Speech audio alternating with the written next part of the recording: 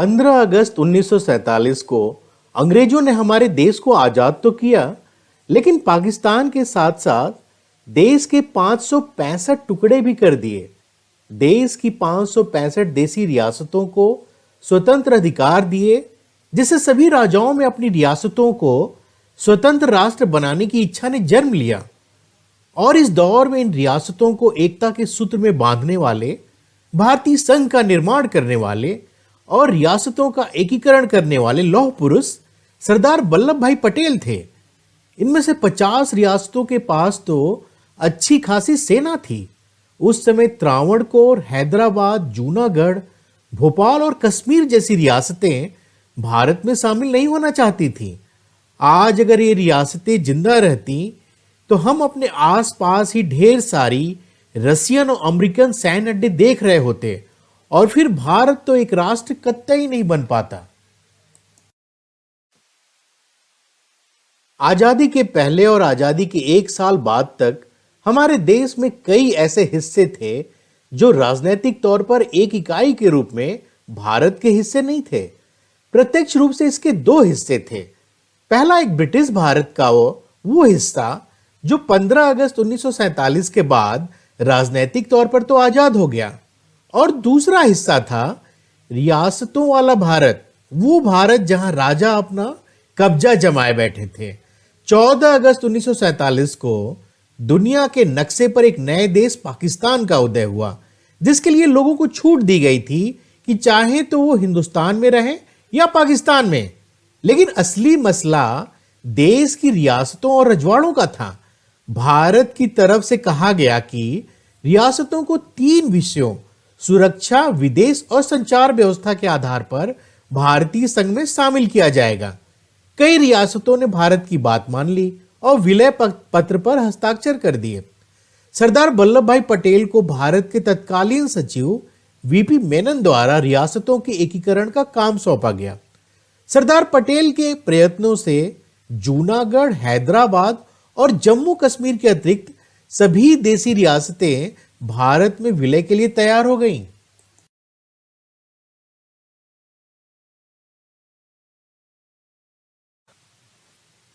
Second world war के बाद जब सत्ता हस्तांतरण पर बातचीत होने लगी तो रियासतों की समस्या उठ खड़ी हुई। क्रिप्स योजना में रियासतों की सर्वश्रेष्ठता किसी और को दे देने का कोई विचार नहीं था।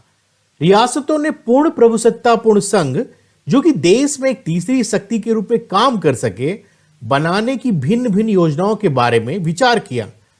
लेकिन 20 फरवरी 1947 की एटली की घोषणा और 3 जून 1947 की माउंटबेटन योजना ने यह साफ कर दिया कि सर्वश्रेष्ठता समाप्त हो जाएगी और रियासतों को अधिकार होगा कि वे पाकिस्तान अथवा भारत किसी में भी शामिल हो सकते हैं। माउंटबेटन ने एक रियासत अथवा अनेक रियासतों के संघ को एक तीसरी इकाई के रूप में मान्यता देने से इनकार कर दिया। 15 अगस्त 1947 तक 136 क्षेत्राधिकारी रियासतें भारत में शामिल हो गई थीं। बहुत सी छोटी छोटी रियासतें जो एक अलग इकाई के रूप में आधुनिक प्रशासनिक व्यवस्था में नहीं रह पाती, संलग्न प्रांतों में विलय कर दी गई। जैसे उड़ीसा और छत्तीसगढ़ की 39 रियासतें उड़ीसा मध्य प्रांत में विलय कर दी गई और गुजरात की रियासतें बंबई प्रांत में। इन रियासतों के विलय का एक अन्य रूप ऐसी इकाइयों के रूप में भी गठन करना था जो केंद्र द्वारा प्रशासित की जाए। इस श्रेणी में हिमाचल प्रदेश, विंध्य प्रदेश, त्रिपुरा, मणिपुर, भोपाल, बिलासपुर और कच्छ की रियासतें थी। एक अन्य प्रकार का विलय राज्य संघों का गठन करना था। इस प्रकार काठियावाड़ की संयुक्त रियासतें, मत्स्य की संयुक्त रियासतें, विंध्य प्रदेश और मध्य भारत के संघ पटियाला और पूर्वी पंजाब रियासती संघ, राजस्थान, त्रावणकोर और कोचीन की संयुक्त रियासतें अस्तित्व में आईं। लेकिन यह सब एक साल से कुछ ही अधिक समय की आश्चर्यजनक तौर पर अल्प अवधि में पूरा कर लिया गया और इसका श्रेय जाता है लौह पुरुष सरदार पटेल को। कुछ नरेशों को गवर्नर या राज प्रमुख बनाया गया। 28 अप्रैल 1947 को भारत में शामिल होने वाले पहले राज्य थे ग्वालियर, बीकानेर, पटियाला और बड़ौदा।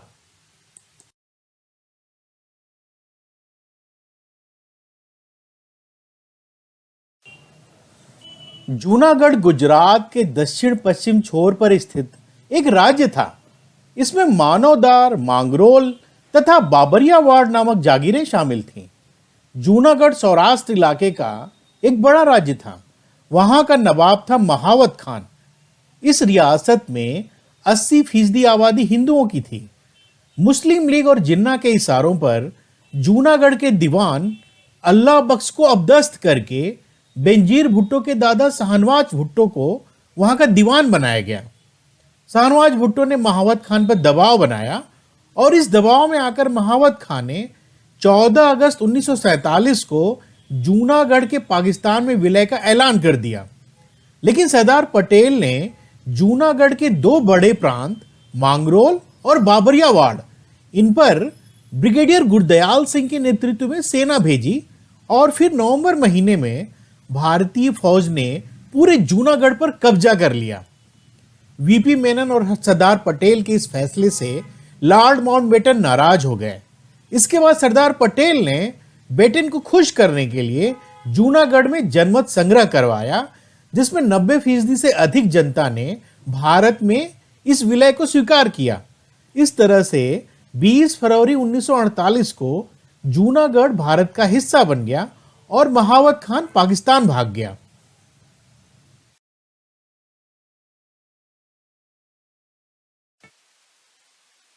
हैदराबाद भारत की सबसे बड़ी देसी रियासत थी और यह चारों तरफ से भारतीय भूभाग से घिरी हुई थी। यह रियासत काफी साधन संपन्न थी। इसका निजाम मीर उस्मान अली था। ब्रिटिश न्यूज़पेपर द इंडिपेंडेंट की खबर के मुताबिक हैदराबाद के निजाम की कुल संपत्ति 236 अरब डॉलर आंकी गई, जबकि आज भी मुकेश अंबानी की संपत्ति करीब 90 अरब डॉलर की है। अंग्रेजों के शासन में भी हैदराबाद की अपनी सेना, डाकतार विभाग और रेल सेवा हुआ करती थी। उस समय आबादी और कुल राष्ट्रीय उत्पाद की दृष्टि से हैदराबाद भारत का सबसे बड़ा राजघराना था। इसका क्षेत्रफल इंग्लैंड और स्कॉटलैंड के कुल क्षेत्रफल से भी ज्यादा था। निजाम की मंशा हैदराबाद की रियासत को आजाद रखने की थी। निजाम पाकिस्तान और इंग्लैंड की सरकार के हाथों की कठपुतली बना हुआ था। निजाम को मोहम्मद अली जिन्ना ने भरोसा दिलाया कि वह भारत के खिलाफ सैन्य कार्रवाई से पीछे ना हटे और जरूरत पड़ने पर पाकिस्तान की सेना भी उसका साथ देगी। उस समय सरदार पटेल ने कहा था कि हमारे दो बाजू कट गए, लेकिन हैदराबाद के रूप में भारत के पेट में कैंसर हम कतई बर्दाश्त नहीं करेंगे। 13 सितंबर 1948 को भारतीय सेना हैदराबाद में प्रवेश कर गई।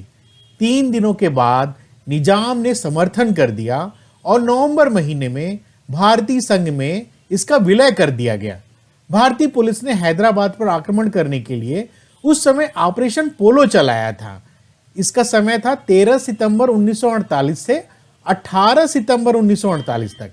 इसका नाम ऑपरेशन पोलो इसलिए रखा गया क्योंकि उस समय हैदराबाद में दुनिया में सबसे ज्यादा पोलो के मैदान थे, 17 मैदान थे। इस तरह से हैदराबाद का भारत में विलय करते हुए भारत के एकीकरण को पूरा किया गया। निजाम को राज्य के औपचारिक शासक या राज्य प्रमुख के रूप में भी बहाल रखा गया।